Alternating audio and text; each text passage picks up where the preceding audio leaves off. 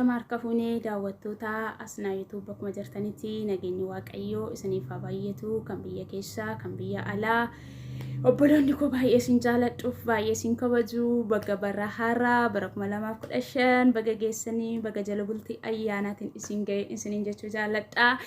Baga isin gargaaree baga eegamtanii baga gargaaramtanii osoo wanti baay'een jiru osoo daddarbatamuun jiru baga bara 2015 itti ceetan isiniin jedha. Mee warra akka koo gammaddan seenaatii like share comment godhaan jajjabeessaan isiniin jedha.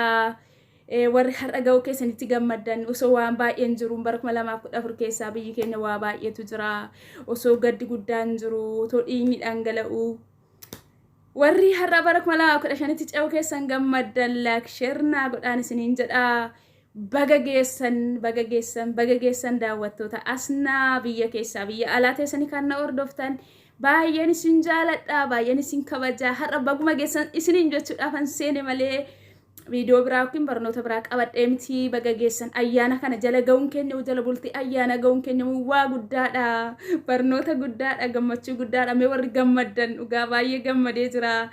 Maatii koo wajjin har'a ga'uu kootti immoo goluman keessa jiru keessatti nagaa ta'ee bara 2015 kana ga'uu kootti baay'een gammada. Mee isin immoo warri gammaddanii baga geessan isiniin jedha.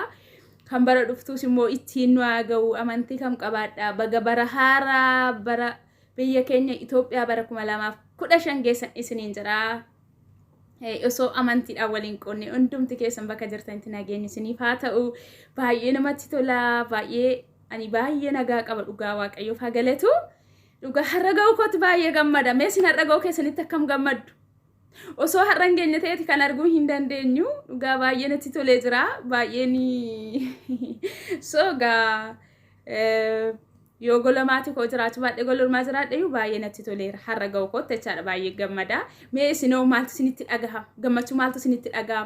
Birraatti bari'uutti gannaa keessaa darbanii waa baay'ee keessa darbanii maatiin keessanii gara biraatti cootti maaltu isinitti dhagahama? Obboloota koo ani gammachuu guddaan natti dhagahama.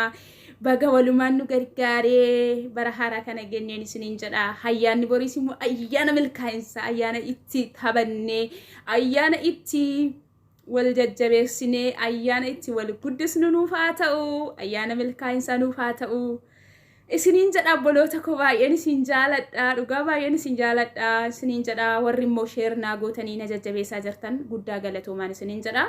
Like gochuudhaan jabaadhu si bukkee jirra warri naan jechaa jirtan galatooma ammallee commentii naa kaa'uudhaan share naa gochuudhaan subscribe gochuudhaan na hordofaa isiniin jedha. Ganaa chaanaalii kanaaf ana addisiidha waan ta'eef egaa yoon immoo mudaa tokko narratti argitan mudaa utooni waan taane hojii yoon argitan umkiin mudaa tokko narratti argitan yoo mudaa wajjin na jajjabeessitan gatii naaf hin qabu. Wanta balleesse immoo iddoo kanatti sirraa yoo naan jettan anis nan jaaladha isiniin jedha baay'een isin jaaladha wanta ta'eefi namni gorsa namaa jibbu yoo seexana ta'e malee hin jiru jedhee yaadani.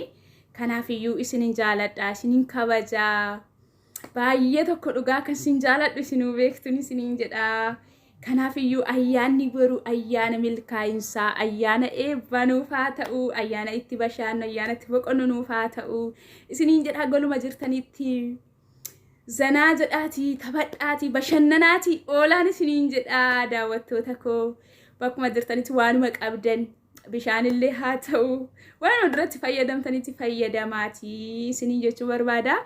Ayyaana yaa'uga gola namaa keessa yeroo jiran waa tokko jedhanii dabarsuu yoo dadhabamillee waama qabdanii dabarsuun hin danda'ama. Jabaadhaan isiniin jedha walaa jabeessinu isiniin jechuu barbaada. Baay'een isin jaaladha baay'een isin kabaja. Amma viidiyoo biraatii walitti deebinutti baay'ee isin jaaladha waan ta'eef viidiyoo biraatii amma walitti deebinutti bye bye baay'ee isin jaaladha.